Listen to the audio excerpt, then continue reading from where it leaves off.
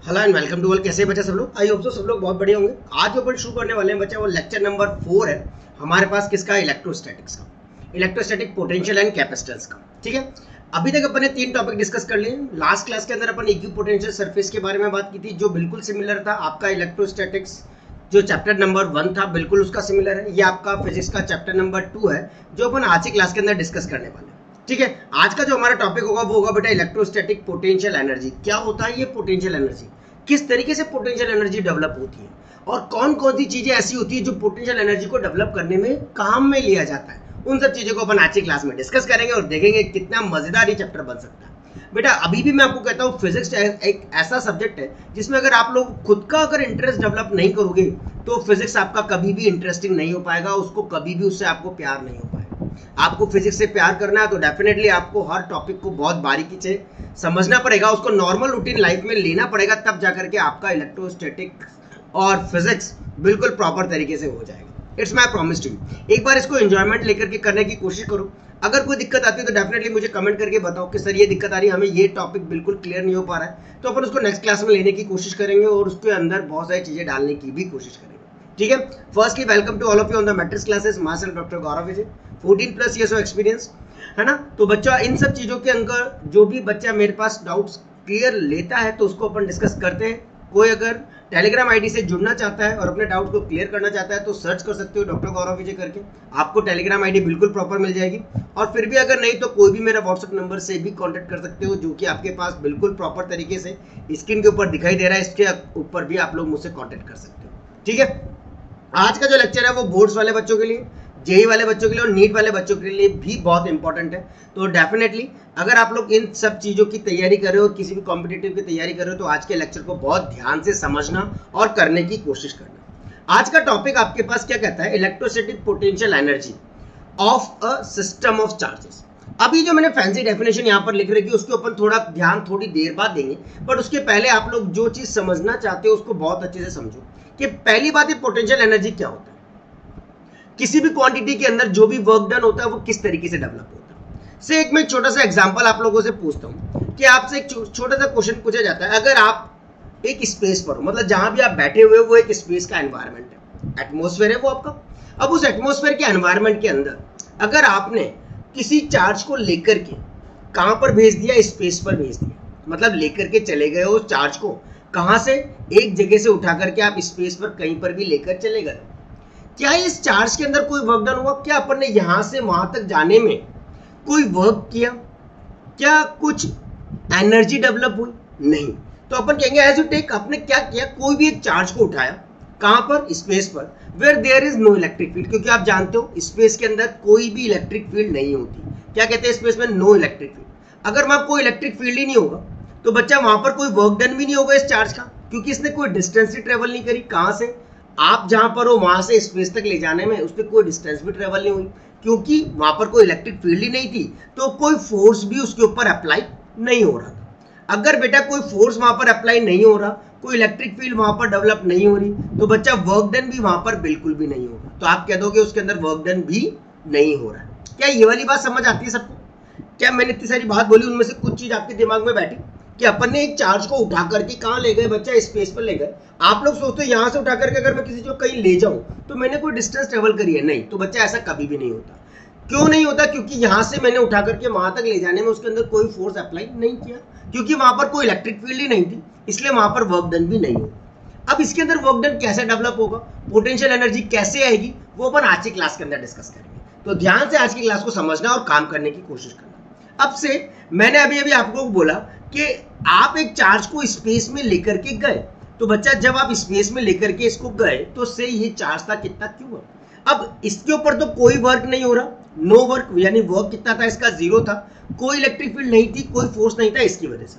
अब क्या इसके अलावा कोई और चार्ज मैं इसके आसपास लेके जाऊंगा, मतलब कोई दूसरा चार्ज मैं स्पेस में लेके जाऊंगा, क्या उसके ऊपर भी वर्क डन 0 होगा? नहीं, उसके ऊपर वर्क डन आपका 0 नहीं होगा। क्यों? क्योंकि ये चार्ज जब वहां स्पेस पर पहुंच चुका है तो इसने अपने आसपास एक इलेक्ट्रिक फील्ड तैयार कर ली है, मतलब इसने अपनी जगह बना ली है। जैसे आप लोग कहीं भी जाते हो वहां जाने के बाद अपनी एक स्टेट तैयार कर लेते हो कि हाँ मेरी स्पेस इतनी सारी हो चुकी है। तो अब ये चार्ज जब स्पेस में गया तो इसने वहां जाकर के अपना एक इलेक्ट्रिक फील्ड डेवलप कर लिया। और अगर इसने अपना एक इलेक्ट्रिक फील्ड डेवलप कर लिया तो जैसे दूसरा चार्ज इसके ऊपर जाएगा कुछ ना कुछ डिस्टेंस ट्रेवल होगी से ये चार्ज जो आया है आपके पास वो कहां से आया है, इनफाइनाइट से आ रहा है। मुझे नहीं पता कि कहां से आ रहा है, कोई ना कोई इनफाइनाइट डिस्टेंस से ये चार्ज उस स्पेस के ऊपर आ गया है। इसकी कुछ ना कुछ डिस्टेंस यहां से यहां तक के ऊपर लगेगी से वो डिस्टेंस आपने बोल दिया वो डिस्टेंस है आपकी r12। तो क्या इसके ऊपर भी वर्क डन जीरो का, नहीं। अब इसके ऊपर वर्क डन डेवलप होगा किसकी वजह से, Q1 की वजह से। और जो वर्क डन डेवलप होगा वो आपके पास किसके बारे में बताएगा, पोटेंशियल एनर्जी के बारे में। और यही चीज आपके पास आती है इलेक्ट्रोस्टैटिक पोटेंशियल एनर्जी के रेस्पेक्ट। समझ में आई बात यहां तक? ये आपके पास एक मेन कंसेप्ट कहलाएगा कि जैसे आपने स्पेस से अनदर चार्ज वहां पर लेकर के आए तो जो Q1 ने इलेक्ट्रिक फील्ड बना लिया था उस इलेक्ट्रिक फील्ड के रेस्पेक्ट में इस चार्ज Q2 के ऊपर भी Q2 के ऊपर आपके पास कुछ ना कुछ वर्क डन होगा, यानी कोई ना कोई एनर्जी ये क्या करेगा, डेवलप करेगा। और वो जो एनर्जी डेवलप होगी उस एनर्जी को आप लोग कहते हो पोटेंशियल एनर्जी कहा जाता है। ठीक है, इसीलिए सिस्टम ऑफ चार्जेस के रेस्पेक्ट में अपन आज के टॉपिक को लेकर के काम कर रहे हैं। अब चलो इसकी एक छोटी सी डेफिनेशन देख लेते हैं जो सामने स्क्रीन पर दिख रही है आप लोगों को। It is total amount of work done, ये वो total amount of work done है in bringing the various charges, जो बहुत सारे चार्जेस को to their respective portion from infinitely large mutual separation. उनके बीच में कोई ना कोई सेपरेशन होगा जिसकी वजह से वहां पर कोई ना कोई वर्क डन डेवलप हो जाएगा। से ये चार्ज था Q2, अगर मैं अनदर चार्ज Q3 भी यहाँ ले लूं जो कि मैं अभी आगे के आने वाले टॉपिक में लेने वाला हूं, तो वो भी ले लूं तो उसके ऊपर भी इस Q1 और Q2 की वजह से चार्जेस वर्क डन डेवलप होगा। अब जैसे मैंने मान लिया कि एक और मैं चार्ज यहाँ पर स्पेस में ले गया Q3। अब Q3 क्या करेगा, अब Q1 ने जैसे अपना इलेक्ट्रिक फील्ड बना लिया था, Q2 ने भी अपना इलेक्ट्रिक फील्ड बना लिया है। Q2 का वर्क डन डेवलप हो गया Q1 की वजह से, तो Q3 के ऊपर वर्क डन डेवलप हो जाएगा बच्चा, यानी एनर्जी डेवलप हो जाएगी किसकी वजह से, Q1 और Q2 की वजह से। तो वो भी अपन अगले टॉपिक के अंदर डिस्कस करेंगे। ठीक है, तो जो भी आपका वर्क डन होता है against the electrostatic force get stored as a, जो भी आपका वर्क डन हो रहा है किसी भी फोर्स के रेस्पेक्ट में, क्योंकि ये Q1 इसके ऊपर फोर्स लगा रहा है तो वो एनर्जी को स्टोर कर लेगा और उसको आप पोटेंशियल एनर्जी कहोगे। और यही चीज आगे जाकर के बन जाती है इलेक्ट्रोस्टैटिक पोटेंशियल एनर्जी बन जाती है। चलो एक छोटे से एग्जांपल के साथ अपन इस टॉपिक को और ज्यादा क्लियर करने की कोशिश करते हैं बच्चों। लेट्स सी, पहला केस है आपके पास जब आपको बोला गया कि आप potential energy of the system of 2 point charges, जो बात मैंने अभी करी है वो कैसे हो रही है उसको समझना। से ये आपके पास P1 पॉइंट पर एक चार्ज पहले से आपने स्पेस में, ये आपका पूरा का पूरा कौन सा है बच्चा, स्पेस एनवायरनमेंट। कौन सा कह रहा हूं, ये पूरा का पूरा आपके पास क्या है, ये स्पेस है। अब स्पेस के ऊपर आपने सबसे पहले Q1 चार्ज भेजा था तो इसके ऊपर कोई वर्क डन नहीं हो रहा था, कोई एनर्जी डेवलप नहीं हो रही थी, क्योंकि कोई फोर्स इसके ऊपर लगाने वाली चीज उसके अंदर नहीं थी, क्योंकि वहां पर स्पेस में इलेक्ट्रिक फील्ड नहीं होती। अब जैसे आपने दूसरा चार्ज कहीं दूर, बहुत दूर से आपने उसके ऊपर भेजा, तो अब क्या इसके ऊपर भी होगा, नहीं। तो यही चीज मैं यहाँ पर डेवलप और क्लियर करने वाला हूं। से ये वाला पॉइंट आपका P2 पॉइंट पर आपने एक चार्ज Q2 को भेज दिया। अब Q1 की वजह से इस Q2 के ऊपर कोई ना कोई एनर्जी डेवलप होगी और वो एक वर्क डन को भी डेवलप करेगा। वर्क डन होगा तभी एनर्जी डेवलप होगी, क्योंकि ये कोई ना कोई डिस्टेंस होगा, भले ये इनफाइनाइट से कहीं से भी आ रहा हो या कहीं से भी इसकी कोई ना कोई स्पेसिफाइड डिस्टेंस हो जो बहुत दूर से और बहुत स्मॉल है। ठीक है, तो अब अपन कहने का क्या मतलब है मेरा, मैंने इतनी सारी बात क्यों कही आप लोगों से, उसका भी एक बहुत बड़ा रीजन है। ये Q2 पॉइंट आपका कितना पर है, एट इनफाइनाइट से, और मैंने इसको यहाँ पर बोल दिया P2 पर, मैंने थोड़ा बहुत डिस्टेंस के साथ इसको मेजर कर लिया ताकि आपके पास एक स्पेस के अंदर 2 पॉइंट चार्जेस आ जाएं और उसके रेस्पेक्ट में आप लोग बात कर सको। सपोज आपने कहा पॉइंट चार्ज Q1 था, वो किस पे था आपका, Q1 पॉइंट एक रेस्ट पर था किसी भी पॉइंट P1 पर स्पेस के अंदर। अब इसके अंदर कोई वर्क नहीं हो रहा था। अब आप कहोगे यार 4 बार तो आपने बोल दिया है कोई वर्क नहीं हो रहा था। बेटा अब मैं एक्सप्लेन कर रहा हूँ उसको लिख करके, ताकि आप लोग उसको एनालिसिस कर सको। कोई वर्क उसके अंदर नहीं हो रहा था फर्स्ट चार्ज Q1 पर। क्यों नहीं हो रहा था, क्योंकि उसके अंदर कोई फील्ड, बिकॉज नो फील्ड, वहां पर कोई इलेक्ट्रिक फील्ड ही नहीं थी। तो इलेक्ट्रिक फील्ड नहीं थी तो उसके अंदर वर्क डन अगेंस्ट क्या होगा, W1 की वैल्यू 0 हो जाएगी। अब मैंने क्या किया भैया, electric field due to Q1 at point P2। अब आप क्या करोगे बच्चा, electric field due to Q1 at point P2, किसके ऊपर बच्चा, पॉइंट P2 के ऊपर, एट डिस्टेंस, जिसकी डिस्टेंस कितनी है बच्चा आपके पास, एट डिस्टेंस कितना होगा आपके पास R1, और ये कितना 2, इसकी डिस्टेंस होगी बच्चा इसकी R12, इसकी डिस्टेंस होगी।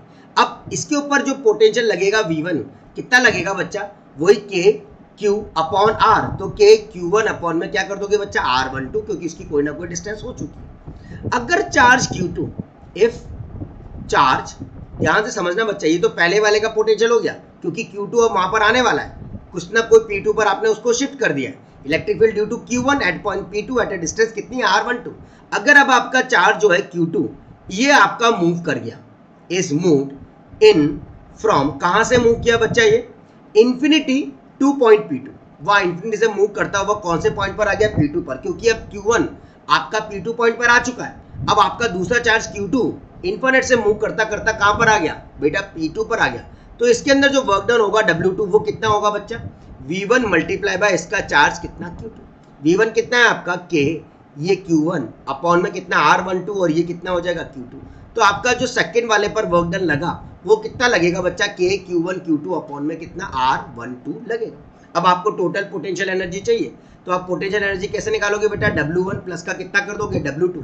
W1 आपके पास कितना था, K Q1 अपॉन में कितना R12, दूसरा आपके पास कितना आया K Q1 Q2 upon R12। तो ये आपका यू मत कर देना K Q1 Q2 upon R12 और यहाँ पर 2 कर दो, नहीं बेटा, पहले से दूसरे के ऊपर जो भी डेवलप हो रहा है वो आपकी एनर्जी उतनी होगी जितनी यहाँ हो रही है, क्योंकि वर्क डन पहले पर तो कितना था, 0 था। इसको यू मत कह देना, क्योंकि वर्क डन पहले पर कितना था, 0 था। वो आपका क्या है, पोटेंशियल है। जो अपन ने यहाँ पर देखा वो आपके पास क्या है, ये पोटेंशियल है। तो इसको तो कंसिडर नहीं करोगे, तो जो W पर लगा वो का वो आपके पास सामने आ जाएगा। Is it clear to all of you? क्या ये वाली बात सबको समझ आ गई? यानी W1 पर कितना 0 और इस पर कितना K Q1 Q2 upon R12। ये आपकी पहली चीज होगी जब 2 पॉइंट चार्जेस थे। अब मैं बोलूं कि मेरे पास 3 पॉइंट चार्जेस आ गए, मतलब एक और पॉइंट चार्ज कहीं ना कहीं से वापस यहाँ पर आ गया। अब धीरे धीरे ये अपनी कम्युनिटी इंक्रीज कर रहा है ना, जैसे जनता डेवलप होती है वैसे यहाँ पर कम्युनिटी इंक्रीज होती चली जा रही है। अब देखो बच्चा, अब पोटेंशियल एनर्जी सिस्टम ऑफ 3, अब 3 पॉइंट चार्जेस आ गए। अब यार 3, पहले एक भी नहीं था, एक मैंने भेजा था, फिर दूसरा आया था, उसका इफेक्ट डेवलप हुआ, क्योंकि पहले पर कोई वर्क नहीं था, दूसरे पर वर्क डन डेवलप हुआ। अब अगर तीसरा आ जाएगा तो क्या होगा, लेट्स सी, ये तीसरा चार्ज भी यहाँ पर आ गया, तो इसका इफेक्ट दोनों के रेस्पेक्ट में होगा। इसका इफेक्ट बच्चा 1 के रेस्पेक्ट में भी होगा और 2 के रेस्पेक्ट में भी होगा। तो अब देखो भैया 1 के रेस्पेक्ट में कैसे, जैसे ये P1 पहले से ही था, ये P2 आपने इन्फिनिट से लिया था Q2 के रेस्पेक्ट में। अब ये Q3 आपका वही इन्फिनिट से आ रहा है, इसकी 1 से दूरी R13 और इसकी 2 से दूरी कितनी डिस्टेंस R23 है। नाउ अगर अब अपन काम करना शुरू करने की कोशिश करें, अब देखो बच्चा इसके अंदर सारा इफेक्ट वैसे होगा। नाउ वी ब्रिंग, अब अपन ने क्या किया बच्चा, इन अ चार्ज, अब अपन ने क्या किया, एक और चार्ज लेकर के आ गए, चार्ज जिसको आप लोग कहोगे बच्चा कितना, Q3। कहां से लाए, फ्रॉम इन्फिनिट से। इन्फिनिट से किसके ऊपर, 2 पॉइंट, अनदर पॉइंट मान लिया, कौन सा है आपका P3, आपका अनदर पॉइंट है जो यहाँ पर आया है, ठीक है। अब आप क्या करोगे बच्चा, इसके ऊपर वर्क डन निकालोगे, W3। क्या निकालोगे, उसके ऊपर वर्क डन निकालोगे, जो कि आपका कितना होगा, W3 होगा। अब W3 क्या कहेगा भैया, ये वो पोटेंशियल है, इसको क्या कहते हैं अपन, पोटेंशियल एट किसके ऊपर, P3 के ऊपर। किसकी वजह से हो रहा है, ड्यू टू Q1 की वजह से भी होगा एंड अब Q2 की वजह से हुआ, क्योंकि ये दोनों पहले से वहां पर थे, ये कोई ना कोई अड़चन तो डालेंगे ना उसके ऊपर। मल्टीप्लाई बाय आपका चार्ज कौन सा, जो नया वाला लिया है आपने चार्ज कौन सा, Q3, तो आपका ये चार्ज आ जाएगा कौन सा, Q3। अब पोटेंशियल P3 का Q1 और Q2 के रेस्पेक्ट में कितना होगा बच्चों, वही सेम K, पहले वाला Q1 के रेस्पेक्ट में कितनी डिस्टेंस है, R13, तो Q1 अपॉन में कितना बच्चा, R13, प्लस दूसरे के रेस्पेक्ट में डिस्टेंस कितनी है, R23, तो Q2 अपॉन में कितना बच्चा, R23, मल्टीप्लाई बाय आप लोगों ने सिंपल कर दिया कितना, Q3। तो अब ये आपके पास बिल्कुल प्रॉपर आ गया K, यहाँ से आया Q1 Q3 upon R13 plus का Q2 Q3 अपॉन R23। ये आपके पास हो गया वर्क डन किसके ऊपर बच्चा, थर्ड वाले के ऊपर, जो आपने अभी अभी कहाँ पे लाए हो, स्पेस पे लाए हो, तो उसके ऊपर वर्क डन कितना हो गया, ये हो गया।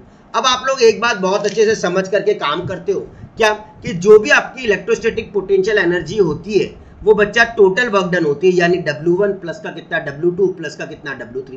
W1 पर तो क्या, K, पहले वाले के रेस्पेक्ट में कितना बच्चा, Q1 Q2 अपॉन में कितना, R12 की दूरी थी इनकी, प्लस दूसरे वाले के रेस्पेक्ट में कितना आया, Q1 Q3, बाकी ये तो W1 तो आपका पहले 0 था ना, W2 आप लोगों ने प्रीवियस वाले में निकाला, ये है कि नहीं निकाला है, ये देखो ये प्रीवियस वाले के अंदर जो निकाला है K Q1 Q2 अपन R12, उसको मैंने डायरेक्टली यहाँ पर लिख दिया है ना। अब आपका ये वाला कितना आ रहा है, W3 Q1 Q3 अपॉन में कितना, R13 प्लस का ये Q2 Q3 अपॉन R23 2 और ये कितना 3, डन। ये वाली चार्ज आपका टोटल पोटेंशियल एनर्जी आ जाएगा U, जो आपका डेवलप होगा 3 पॉइंट चार्जेस के रेस्पेक्ट में। अब क्या कहने का मतलब समझे आप यहाँ पर, अगर बाई चांस ऐसे आपके 3 आ जाए, n आ जाए, 10 आ जाए, कितने चार्जेस स्पेस के अंदर आ जाए कोई फर्क नहीं पड़ता, तो अब आप जनरल बना लोगे फॉर n पॉइंट चार्जेस। अगर आपके पास कितने टोटल n पॉइंट चार्जेस आ गए, मतलब स्पेस में पहले Q1 था, फिर आपके पास क्या आया Q2 आया इन्फिनिट से, फिर आपके पास Q3 आया, से आपके पास Q4 आ गया, से आपके पास Q5 आ गया, से आपके पास Qn आ गया स्पेस के अंदर। तो ऐसे आपके कंटिन्यू डेवलप होते गए, सबकी कोई ना कोई डिस्टेंस डेवलप होती गई, तो टोटल पोटेंशियल एनर्जी कितना हो जाएगा K। आप यहाँ पर समीशन लगा दोगे, ऑल पेयर, सारे पेयर्स आ जाएंगे। सारे पेयर्स का मतलब है बच्चा इस 1 के रेस्पेक्ट में इसका कितना है, इस 1 के रेस्पेक्ट में 5 का कितना है, इस 1 के रेस्पेक्ट में इसका कितना है, इस 1 के रेस्पेक्ट में इसका कितना है, और 2 के रेस्पेक्ट में कितना है, 2 के रेस्पेक्ट में कितना है, 2 के रेस्पेक्ट में कितना है, और ऐसे ये 2 के रेस्पेक्ट में कितना है, अलग अलग तरीके से। तो सारे पेयर्स आ गए। यहाँ पर Q1 सॉरी आप यहाँ पर क्या कर दोगे बच्चा, QI और ये कर दोगे QJ, क्योंकि जो भी होगा वो यहाँ पर आता चला जाएगा, और RI और ये कितना कर देंगे बच्चा, ठीक है, डन। आई होप सो ये वाली बात सबको समझ आ गई है और सब लोग बिल्कुल प्रॉपर तरीके से कर सकते हो, है ना। और वही चीज यहाँ पर भी क्लियर हो रही। अब आप चाहो इसका तो K की वैल्यू सबको पता है 1/4 पाई एप्सिलॉन नॉट होती है। समीशन एक बार I का समीशन चला दो 1 से लेकर के n, एक बार J का समीशन चला दो 1 से लेकर के कितना n, और यहाँ पर QI और ये कितना QJ अपॉन RIJ, आप बिल्कुल आराम से कर दोगे, है ना। ये तो आपका नॉर्मल। अब आप इसके अंदर 1/2 भी कर दोगे। अब ये 1/2 क्यों किया सर आपने, है ना, ये भी बड़ा क्वेश्चन है। ये तब होगा बच्चा आपके पास एज डबल समेशन का मतलब क्या कह रहा है, आप टोटल काउंट कर रहे हो हर पेयर को कितनी बार काउंट कर रहे हो, ट्वाइस। ये 2 किस लिए आया है कि आप एज, यहाँ पर लिख ही देता हूं मैं, एज डबल समेशन, जैसे आपके डबल समेशन आ गए, ये आपके पास क्या करता है, काउंट करता है किसको, हर एवरी पेयर को। कैसे, ट्वाइस, हर पेयर को ये ट्वाइस काउंट करता है। टू अवॉइड दिस फैक्टर, तो टू अवॉइड दिस फैक्टर, इस फैक्टर को अवॉइड करने के लिए, क्योंकि हर चीज 2 बार आएगी, उसको अवॉइड करने के लिए आपने 1/2 क्या किया है, प्लेस किया है उसकी जगह। क्लियर है। यानी अगर मैं एक छोटा सा नोट यहाँ पर देना चाहूँ, 1000 का नोट है ना, वो नोट अलग है, ये नोट अलग है ना, तो ये नोट देना चाहूँ तो बच्चा आपका पोटेंशियल एनर्जी किसका, 2 लाइक चार्जेस का, 2 लाइक चार्जेस का पोटेंशियल एनर्जी जो होगा, जिसमें Q1 और Q2 दोनों ही आपके 0 से बड़े हैं, तो वो हमेशा क्या होगा बच्चा, पॉजिटिव होगा। और अगर पोटेंशियल एनर्जी 2 अनलाइक चार्जेस की बात करूं, तो अनलाइक चार्जेस के अंदर क्या होगा बच्चा, Q1 Q2 मतलब एक पॉजिटिव और एक नेगेटिव है, तो वो ऑलवेज क्या होगा आपका, नेगेटिव। क्या ये वाली बात सबको क्लियर हो गई, is it clear to everyone, done. चलो बहुत बढ़िया। अगर ढंग से क्लियर हो गई है तो डेफिनेटली चैनल को जरूर लाइक करना और सब्सक्राइब जरूर कर लेना, ताकि इसी तरीके से इंफॉर्मेटिव वीडियोस आपको मिलते रहेंगे और काम होता रहेगा। चलो देखते हैं अगला टॉपिक क्या कहता है, potential energy of the single charge in an external field. अब अगर पोटेंशियल एनर्जी मुझे सिंगल चार्ज का निकालना है, किसके रेस्पेक्ट में, एक्सटर्नल इलेक्ट्रिक फील्ड के रेस्पेक्ट में। यार मतलब इसका क्या मतलब हुआ, सिंगल चार्ज में तो अभी अभी अपने देखा कि वर्क डन 0, तो पोटेंशियल एनर्जी कुछ भी नहीं होती। बट क्या, अब मैं यूं कह रहा हूं किसमें, external, let external electric field के अंदर, एक्सटर्नल मतलब बाहर से, लेट आपने बोला कि कोई वी आर वेक्टर है, आर मतलब एक्स में हो सकता है, वाई में हो सकता है, जेड में हो सकता है, कोई भी, ये आपके पास क्या है, एक्सटर्नल फील्ड है। क्या है बच्चों, ये आपका एक्सटर्नल पोटेंशियल है। चलो यूं कहता हूं मैं, ये आपके पास क्या है, एक्सटर्नल पोटेंशियल है किसी पॉइंट पी पर, एट एनी पॉइंट पी के रेस्पेक्ट से, एनी पॉइंट पी के रेस्पेक्ट में आपका कोई भी चार्ज है, इसके ऊपर जो पोटेंशियल है उसको आपने बोल दिया ये क्या है, वी आर वेक्टर है। तो जिसका पोजीशन वेक्टर कितना, ऑफ पोजीशन वेक्टर कितना बच्चा, उसका आर वेक्टर है। देन जो वर्क डन इसके अंदर होगा, then work done in bringing, जो इसको लेगा a charge Q, in bringing a charge, जो एक चार्ज को ले रहा है बच्चा, और वो चार्ज क्या है आपके पास, Q है। कहां से है वो, फ्रॉम इनफाइनाइट से। किसके ऊपर, उस पॉइंट पर, टू पॉइंट P पर। किस पॉइंट पर है बच्चा, इस पॉइंट P के ऊपर। तो जो भी इसके अंदर एक्सटर्नल फील्ड होगी, वो एक्सटर्नल फील्ड अपने आप में एक इलेक्ट्रिक फील्ड जैसे होती है, ऐसे एक फील्ड डेवलप करेगी, और उस फील्ड को कहूंगा Q, इस पोटेंशियल के साथ क्या कर रहा है, वेरी कर रहा है, यानी Q इंटू कितना हो गया, वी आर वेक्टर हो गया। ये जो वर्क डन होगा ये स्टोर करेगा किसको बेटा, चार्ज को स्टोर करेगा, चार्ज पार्टिकल को स्टोर करेगा किसकी फॉर्मेट में? पोटेंशियल एनर्जी की फॉर्मेट। क्या बोला मैंने? ये जो वर्क होगा यहाँ से, जो एक्सटर्नल फील्ड की वजह से वर्क हुआ, W आप कहते हो ना, W equal to Q into कितना V, तो वो जो वर्क हुआ एक्सटर्नल फील्ड, मतलब ये आपके पास कोई ना कोई वर्क हुआ है ना बच्चा। तो जो वर्क आपके पास यहाँ पर स्टोर होगा चार्ज करने के लिए किसी भी पार्टिकल को, वो किसकी फॉर्मेट में? Potential energy. यानी अब आपका जो पोटेंशियल एनर्जी होगा ऑफ चार्ज कितना बच्चा? Q, वो कितना रिप्रेजेंट करोगे आप? U से रिप्रेजेंट करोगे, और वो Q इंटू कितना हो जाएगा? V, और यहाँ पर कितना आ जाएगा? R vector. तो ये वो पोटेंशियल एनर्जी होगी जो सिंगल पॉइंट चार्ज के रेस्पेक्ट में आपके पास डेवलप होगा। यानी पोटेंशियल एनर्जी क्या हो गया? चार्ज मल्टीप्लाई बाय बच्चा कितना? External potential energy. ये आपके पास क्या आ गया? वो पोटेंशियल एनर्जी होगी जो यहाँ पर काम कर रही है। ठीक है बच्चा। अब देखो, अगर मैंने यहाँ पर potential energy system of 2 point charges ले लिए एक्सटर्नल फील्ड के, अभी जैसे सबसे पहला मैंने पोटेंशियल एनर्जी सिर्फ स्पेस के अंदर एक चार्ज को भेज करके देखा था, फिर दूसरा चार्ज उसके नियर अबाउट लेके आता है। ऐसे यहाँ पर एक्सटर्नल फील्ड के अंदर अगर 2 पॉइंट चार्जेस हो गए तो क्या होगा? समझना ध्यान से। ये आपके पास सोर्स चार्ज है, कौन सा? इलेक्ट्रिक फील्ड का आपने सोर्स चार्ज तैयार कर रखा। एक Q1 पहले से था जिसके ऊपर पोटेंशियल आपने बोला था VR1। क्या बोला था बच्चा? ये Q1, इसके ऊपर कितना था? VR2, तो Q2, तो इसके ऊपर कितना हो जाएगा? VR2। Q1 का Q2, इसके ऊपर तो कोई वर्क डन स्टार्टिंग में तो नहीं था, है ना, पर मैंने जब एक्सटर्नल फील्ड इसके ऊपर लगाई, मतलब Q1 को कहीं इन्फानेट से भेजा और Q2 को भी कहीं इन्फानेट से भेजा, तो इसके अंदर कोई ना कोई पोटेंशियल एनर्जी, कोई ना कोई वर्क होगा। वो अपने बता दिया एक्सटर्नल फील्ड की वजह से Q इंटू V होगा, तो Q1 इंटू VR1 और Q2 इंटू कितना हो गया? VR2 हो गया। और इन दोनों के बीच की जो एनर्जी डेवलप हुई वो K Q1 Q2 upon R12 हो गया। ठीक है, यानी मैंने बोला VR1 जो है ये और VR2 जो है ये आपके पास चार्ज पोटेंशियल है किसका? इलेक्ट्रिक फील्ड का, किसी भी पॉइंट पर जहां पर उनका पोजीशन वेक्टर कितना है? R1 वेक्टर है, और कितना है? R2 vector. अब बेटा वर्क डन कितना होगा?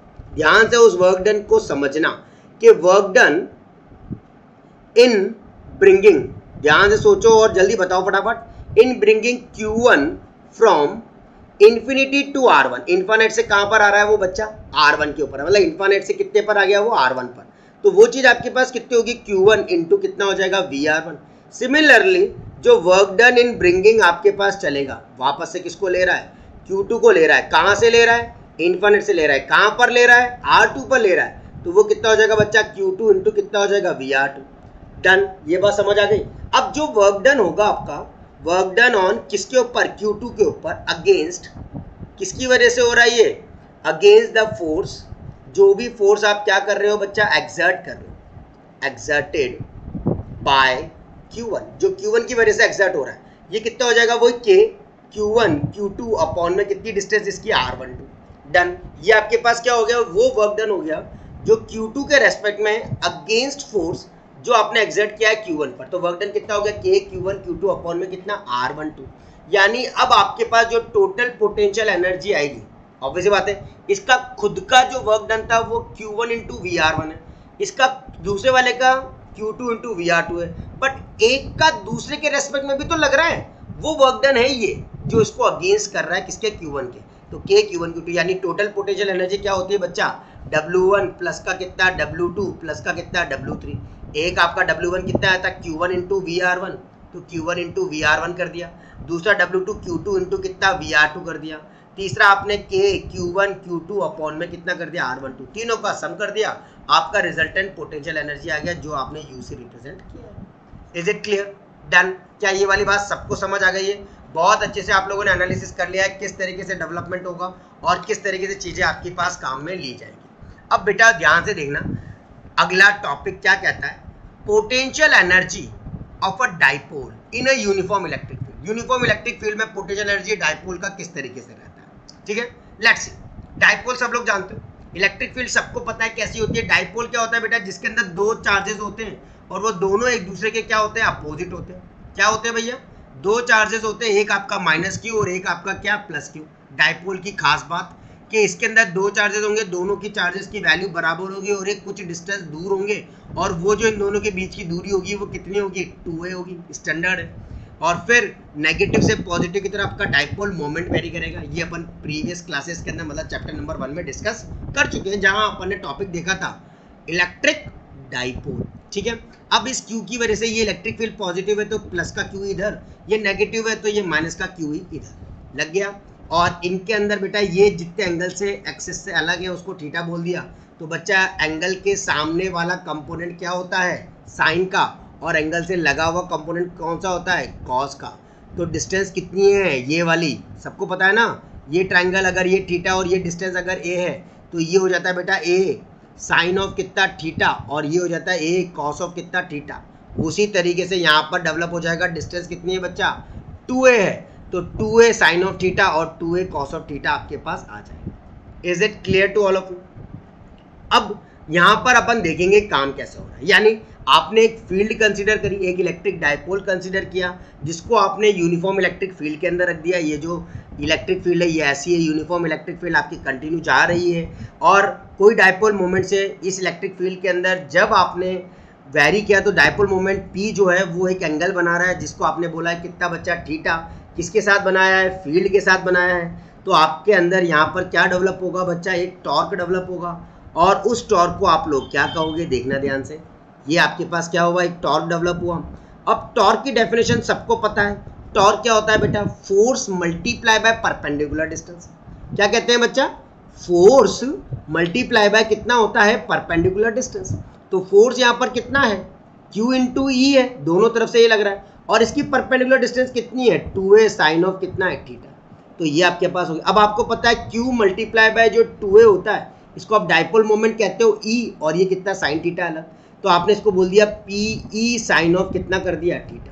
ये आपके पास क्या हो गया बच्चा, टॉर्क आ गया, PE साइन ऑफ कितना, थीटा। बोलो कोई डाउट?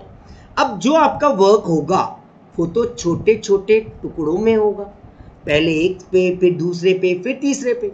तो DW आपके पास क्या हो गया, डेल टॉर्क इनटू ये, और टॉर्क की वैल्यू बच्चा कितनी कर दी, PE साइन ऑफ कितना, थीटा, और यहाँ कितना, d थीटा, और ये आपका DW।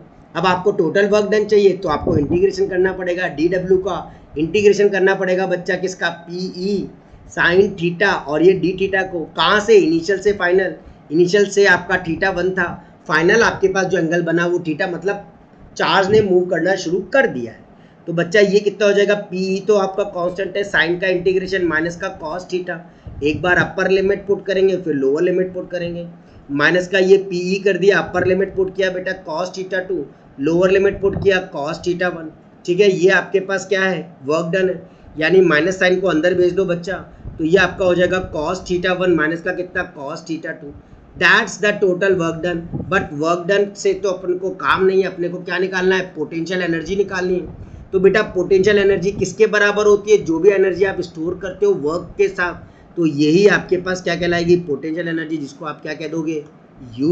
तो U इक्वल टू कितना आ गया बेटा, PE कॉस थीटा 1 माइनस का कितना आ जाएगा, कॉस थीटा 2 आपके पास डेवलप हो जाएगा। इसके कुछ स्पेशल केसेस होते हैं, चाहो तो डिस्कस कर सकते हैं, क्या है अपने पास। चलो स्पेशल केसेस के लिए नेक्स्ट पेज लेते हैं। U आपके पास क्या आया, PE कितना, कॉस थीटा 1 माइनस का कितना, कॉस थीटा 2 आपके पास आ गया। अब आपने स्पेशल केस के अंदर क्या लिया, स्पेशल केस। स्पेशल केस मतलब जो बिल्कुल तरीके से बनाए जाते हैं, अलग तरीके से सोच के, उसको स्पेशल कहते हैं। जैसे पोजीशन आ जाए आपकी, पोजीशन ऑफ स्टेबल इक्विलिब्रियम, आपके पास इक्विलिब्रियम कैसा है, स्टेबल है। पोजीशन किसका, स्टेबल इक्विलिब्रियम का।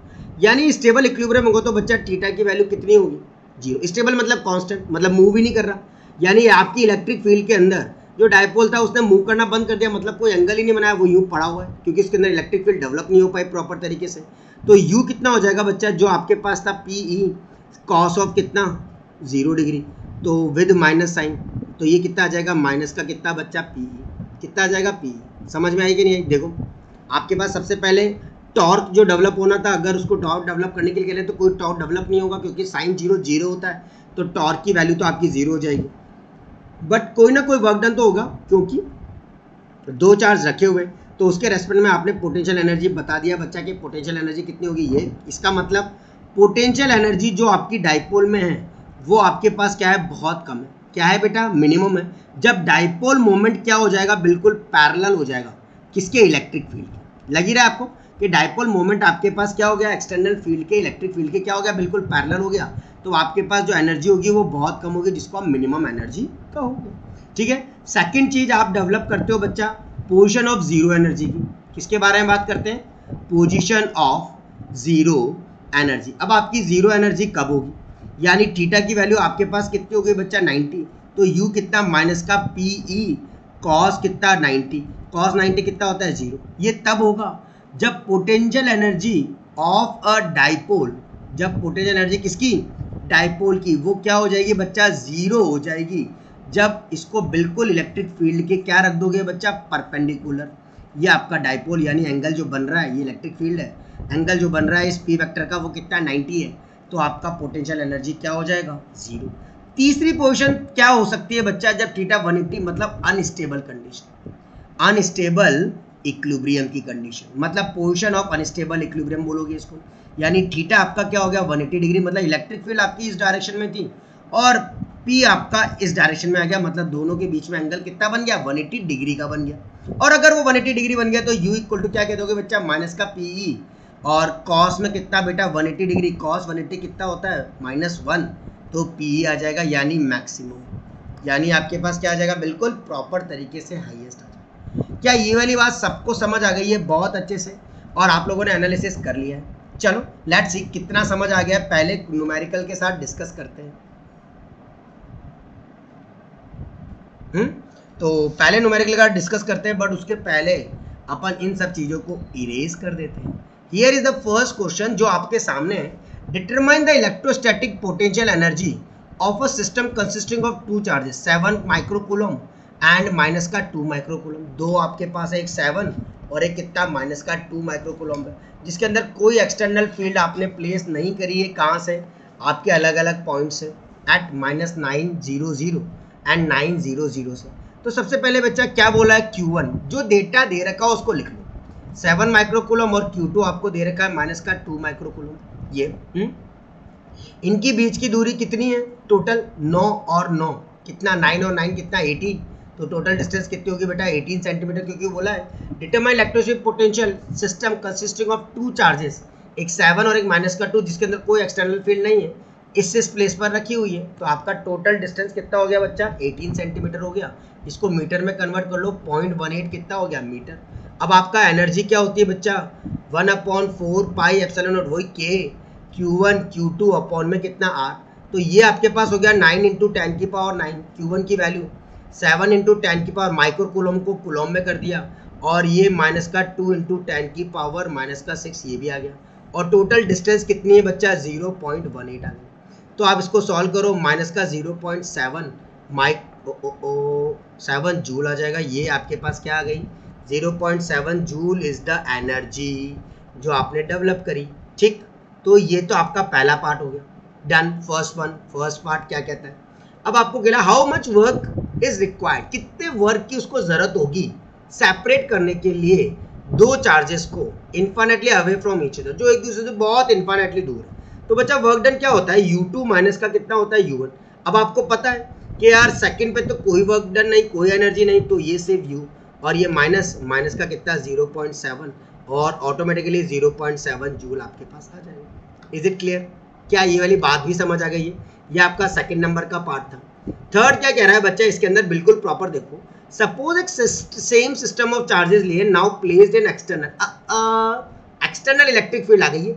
यानी पहला फंडा अपन ने लगाया फर्स्ट वाले के रेस्पेक्ट में, पहला केस, ये सेकंड वाला सेकंड केस, और मतलब सेकंड केस मतलब सेकंड टॉपिक जो था हमारा, थर्ड वाला थर्ड टॉपिक, जब एक्सटर्नल इलेक्ट्रिक फील्ड आ जाए, याद करो वहां पर पोटेंशियल कैसे लिखते हैं? V = QR1 करके लेते हैं, Q × VR1 करके लेते हैं, है ना। तो जो एनर्जी होगी दोनों चार्जेस की, एनर्जी जो दोनों चार्जेस की होगी, पहले की Q1 और VR1 प्लस का दूसरे की Q2 × VR की, और एक का दूसरे के ऊपर effect K Q1 Q2 upon में कितना R। तो बच्चा Q1 VR1, V क्या होता है बच्चा? ध्यान से देखो, इसने बोला है E A इंटू क्या दे रखा है? A 1 अपॉन में कितना? R²। ठीक है, सपोज आपने सिस्टम ऑफ चार्जेस लिया, उसको प्लेस किया एक्सटर्नल इलेक्ट्रिक फील्ड E में, E = A 1 अपॉन में कितना? R²। ये आपको दे रखा है। What would the electrostatic energy, कितनी इसकी इलेक्ट्रोस्टैटिक एनर्जी होगी ऑफ द कॉन्फ़िगरेशन, इस कॉन्फ़िगरेशन में। तो बेटा इसको लिख दोगे A इंटू अपॉन में कितना? R1, Q2 A अपॉन में कितना? R2, प्लस का के Q1 Q2 अपॉन में कितना R एज इट इज। ये Q1 की वैल्यू कितनी है बच्चा 7 माइक्रोकूलम है।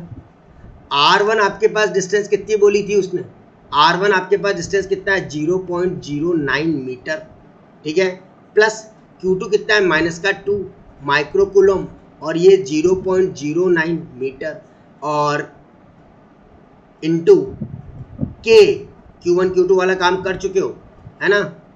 अब इसका बारी आई 9 इंटू 10 की पावर बच्चा कितना 5 दे रखा है आपको, ये कितना दे रखा है ए की वैल्यू, ए आपने कॉमन ले लिया है दोनों का, ए की वैल्यू दे दी 9 इंटू 10 की पावर 5 माइनस का इसको तो आपने अभी अभी सॉल्व किया, कितना आया था माइनस का 7 तो 0 पॉइंट कितना हो गया 7। इसको सिंप्लीफाइड कर लेंगे, ये आ गया आपका 70 माइनस का 20 और माइनस का कितना 0 पॉइंट कितना 7 49.3 और ये कितना joule. That's is the answer. Is it clear? क्या ये वाली बात थोड़ी थोड़ी समझ आई? जब आपको इलेक्ट्रिक फील्ड दे देगा बच्चा तो उसको उसी तरीके से बिहेवियर में लेना है और काम करके आपको देना है, ठीक है। चलो नेक्स्ट क्वेश्चन पर देखते हैं। अगला क्वेश्चन क्या कह रहा है, दो पॉजिटिव पॉइंट चार्जेस हैं 0.2 microcoulomb and 0.1 microcoulomb are placed 10 centimetre apart. अरे ये तो बिल्कुल हलवा हो गया, ये Q1 और ये आपका Q2, ये 0.2 माइक्रोकूलम का है और ये 0.01 माइक्रोकूलम का है, ये दोनों 10 सेंटीमीटर की दूरी पर है। Calculate work done in producing distance of 5। Work done बताना है जब वो डिस्टेंस कितनी ट्रेवल कर ले 5। तो बच्चा पहली बात Q1 की वैल्यू आपको दे दी है, यानी ये हो गया 0.2 इंटू 10 की पावर माइनस का 6 कूलम, ये 0.01 इंटू 10 की पावर माइनस का 6 कूलम ये वाला हो गया। इनिशियल सेपरेशन आ रही, इनिशियल सेपरेशन कितना है इसका 10 सेंटीमीटर है, दोनों अलग अलग, यानी 0.10 मीटर और फाइनल सेपरेशन कितना है RF 5 सेंटीमीटर है, यानी 0.05 क्या हो गया मीटर। वर्क डन क्या होता है बच्चा, हाँ वर्क एनर्जी थ्योरम, उसको सोचो बस, K फाइनल माइनस का कितना K इनिशियल, K फाइनल कितना Q1 Q2 अपॉन में कितना बच्चा, सॉरी K भी कर देता हूँ, K Q1 Q2 अपॉन में कितना R फाइनल माइनस का K Q1 Q2 अपॉन में कितना R इनिशियल। बच्चा Q1 Q2 अपॉन ये K Q1 Q2 तो कॉमन ले लो और 1 अपॉन RF माइनस का 1 अपॉन में कितना बच्चा RI, ये कर देंगे। तो RF माइनस का RI, RF आपको पता है RI आपको पता है, प्लेस कर दो काम कर दो खत्म हो जाएगा काम। तो आपका वर्क डन कितना हो जाएगा बच्चा, K की वैल्यू 9 इंटू 10 की पावर 9, Q1 आपके पास है 0.2 इंटू 10 की पावर माइनस का 6, Q2 आपके पास है 0.01 इंटू 10 की पावर माइनस का 6 और 1 अपॉन RF, R फाइनल है आपके पास 0.05 और R इनिशियल है आपके पास 0.10, इसको और मल्टीप्लाई कर देंगे इसके साथ, तो आपको बस अब इसको सॉल्व करना है। You got the answer, answer is 1.8 into 10 की पावर माइनस का 4 और ये कितना, solve it in a proper way, definitely you got. क्या ये वाली बात समझ आई है कैसे वर्क एनर्जी थ्योरम अपने यहाँ अप्लाई करी और किस तरीके से काम किया, ठीक। चलो एक और देखते हैं। एक इलेक्ट्रिक डाइपोल है जिसकी लेंथ है बेटा कितना 2 सेंटीमीटर।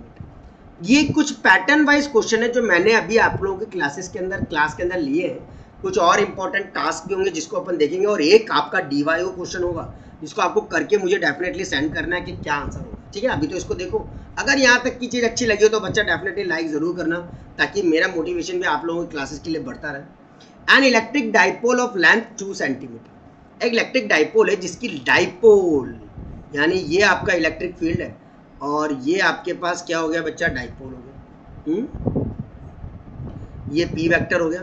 इन दोनों के बीच की दूरी कितनी 2 है, एक चार्ज आपका माइनस का Q है और एक चार्ज आपका प्लस का कितना Q, ठीक है। ये तो सबको पता है फिगर 2 सेंटीमीटर, मतलब बेटा 2A की वैल्यू कितनी है 2 सेंटीमीटर, यानी डिस्टेंस A कितना हो गया 1 सेंटीमीटर और चाहो तो इसको 0.02 मीटर कर सकते हो क्योंकि A से अपने को मतलब भी क्या है। A निकाल करके कौन से अपन को झंडे गाड़ने, तो A को तो हटाओ 2A को ही रहने दो, ठीक है। 2A आपका 2 सेंटीमीटर 0.02 कितना हो गया मीटर। एंगल आपका कितना दे रखा है, कुछ दे रखा है नहीं दे रखा, मेकिंग एन एंगल 60 डिग्री, तो एंगल कितना हो गया बच्चा 60 degree at a uniform electric field. Electric field भी दे रखी है, ये जो इलेक्ट्रिक फील्ड है इसकी वैल्यू भी आपको गिवन है, कितनी 10 की पावर 5 न्यूटन पर coulomb. If it experience a torque, अगर ये टॉर्क एक्सपीरियंस करता है कितना 8√3 newton metre. Calculate magnitude of the charge. अरे भैया Q की वैल्यू चाहिए, टॉर्क का फॉर्मूला PE, हाँ साइन ऑफ कितना थीटा, ये आपको दे रखा बच्चा 8√3 P आपको क्या पूछा है, magnitude of charge on the dipole. अब बेटा P को क्या लिख सकते हो, Q multiply by 2a, electric field sine 60 degree, और ये कितना 8√3। E आपका आ जाएगा यहाँ से, या चार्ज आ जाएगा, चार्ज आ जाएगा, E भी दे रखा है 8√3 अपॉन 2a कितना है बच्चा 0.02, इलेक्ट्रिक फील्ड कितना है 10 की पावर 5, साइन 60 की वैल्यू कितनी है बच्चा √3/2, तो √3 से √3 काट देना, ये 2 को पलटेगा के ऊपर, 8 2 जा 16, 0.02 इंटू 10 की पावर क्या बच जाएगा बच्चा 5, ओ ये तो आ जाएगा 8 इंटू 10 की पावर -3 कूलम चार्ज की वैल्यू, मतलब पहला वाला तो आपका आ गया चार्ज ऑन द डाइपोल। अब आपको निकालना है बच्चा potential energy of the dipole. अब पोटेंशियल एनर्जी कैसे निकाल लेंगे, बिल्कुल ईजी है।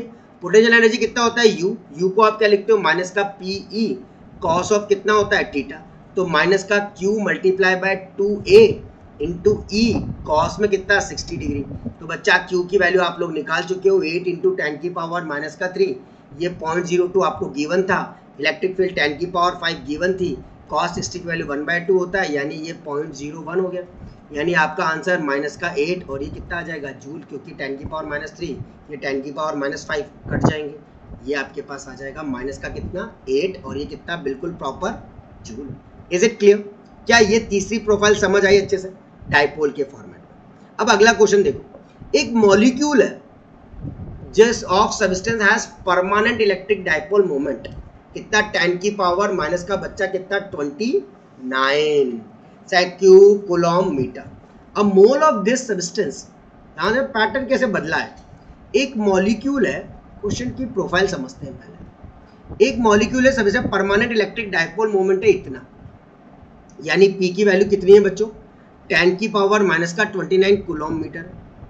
अब mole of this substance is polarised, ये पोलराइज्ड होगा लो टेम्परेचर पर, है ना, by applying a strong electric field electrostatic field of magnitude कितना 10 की पावर 6 वोल्ट पर मीटर। जो भी डायरेक्शन है फील्ड की सडनली चेंज हो गई, मतलब उसने एंगल कितना बना लिया 60 डिग्री एंगल बना लिया। एस्टिमेट हीट रिलीज, कितनी हीट उसमें रिलीज होगी by a substance in aligning its dipoles along new direction, नई डायरेक्शन में ऑफ द फील्ड। सिंप्लिसिटी के लिए 100% पोलराइज मान लेना, मतलब पूरी तरीके से वो सेट हो चुकी है, यानी बच्चा आपके पास जो चीज़ डेवलप हो रही है वो क्या हो रही है वर्क डन की फॉर्मेट में।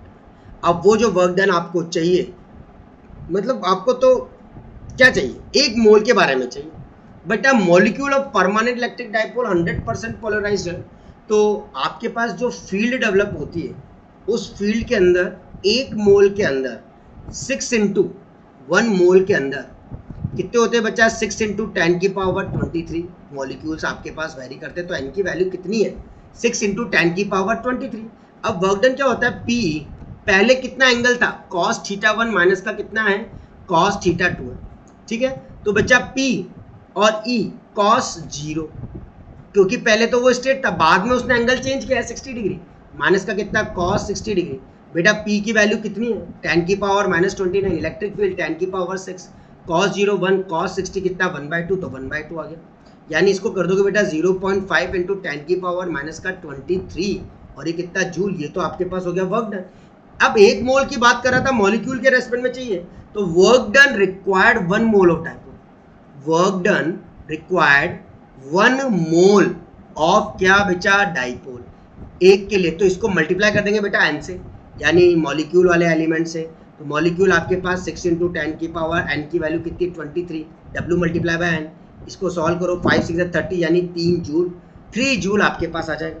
और जो भी आपकी हीट रिक्वायर्ड होगी या हीट रिलीज होगी, सॉरी हीट रिलीज होगी, तो वो हीट रिलीज कितना हो जाएगा बच्चा, वो बताएगा लॉस इन पोटेंशियल एनर्जी को, और वही चीज आपके पास वर्क डन है, मतलब कितना 3 जूल आपके पास वर्क डन आ जाएगा। ठीक है, क्या ये वाली बातें सारी समझ आ गई है बहुत अच्छे से? तो आपने हीट रिलीज बिल्कुल प्रॉपर निकाल दिया, लॉस इन पोटेंशियल एनर्जी की फॉर्मेट में वर्क डन 3 जूल के बराबर। ठीक है, अब मैंने आपको बोला था एक क्वेश्चन में दूंगा, क्या वो क्वेश्चन, चलो कोई बात नहीं, कमेंट कर देना अगर क्वेश्चन चाहिए तो डेफिनेटली मैं कमेंट बॉक्स में ही आंसर प्लीज वो क्वेश्चन डालूंगा, ताकि आप लोग जो भी इंटरेस्टेड बच्चे हैं वो डेफिनेटली उस क्वेश्चन को जरूर करना, क्योंकि वो इंपॉर्टेंट क्वेश्चन होगा और आप लोग बिल्कुल उसको प्रॉपर कर पाओगे।